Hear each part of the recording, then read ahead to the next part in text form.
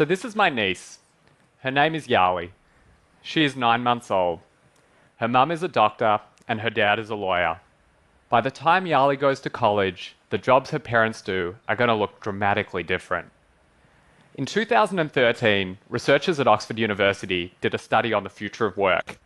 They concluded that almost 1 in every 2 jobs have a high risk of being automated by machines.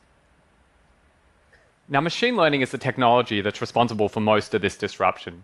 It's the most powerful branch of artificial intelligence. It allows machines to learn from data and mimic some of the things that humans can do. Now, my company, Kaggle, operates on the cutting edge of machine learning. We bring together hundreds of thousands of experts to solve important problems for industry and academia. So this gives us a unique perspective on what machines can do, what they can't do, and what jobs they might automate or threaten. So machine learning started making its way into industry in the early 90s, and it started with relatively simple tasks. It started with things like assessing credit risk from loan applications, sorting the mail by reading handwritten characters from zip codes. Over the past few years, we have made dramatic breakthroughs. Machine learning is now capable of far, far more complex tasks. In 2012, Kaggle challenged its community to build an algorithm that could grade high school essays. The winning algorithms were able to match the grades given by human teachers. Last year, we issued an even more difficult challenge. Can you take images of the eye and diagnose an eye disease called diabetic retinopathy? Again, the winning algorithms were able to match the diagnoses given by human ophthalmologists. Now, given the right data, machines are going to outperform humans at tasks like this. A teacher might read 10,000 essays over a 40-year career. An ophthalmologist might see 50,000 eyes. A machine can read millions of essays or see millions of eyes within minutes. We have no chance of competing against machines on frequent, high-volume tasks. But there are things that we can do that machines can't do. Where machines have made very little progress is in tackling novel situations. They can't handle things they haven't seen many times before. The fundamental limitation of machine learning is that it needs to learn from large volumes of past data. Now, humans don't. We have the ability to connect seemingly disparate threads to solve problems we've never seen before.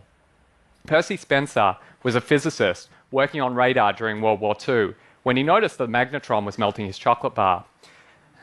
So he was able to connect his understanding of electromagnetic radiation with his knowledge of cooking in order to invent, any guesses?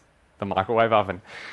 Now, this is a particularly remarkable example of creativity, but this sort of cross-pollination happens for each of us in small ways, thousands of times per day.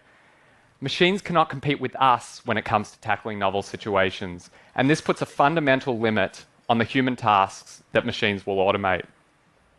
So what does this mean for the future of work? The future state of any single job lies in the answer to a single question. To what extent is that job reducible to frequent, high-volume tasks, and to what extent does it involve tackling novel situations?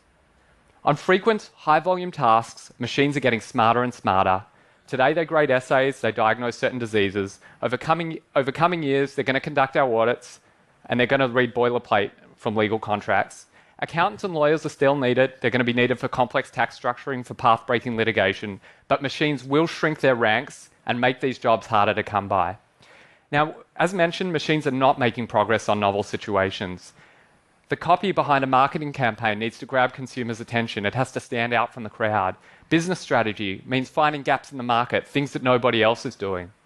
It will be humans that are creating the copy behind our marketing campaigns, and it will be humans that are developing our business strategy. So Yali, whatever you decide to do, let every day bring you a new challenge. If it does, then you will stay ahead of the machines. Thank you.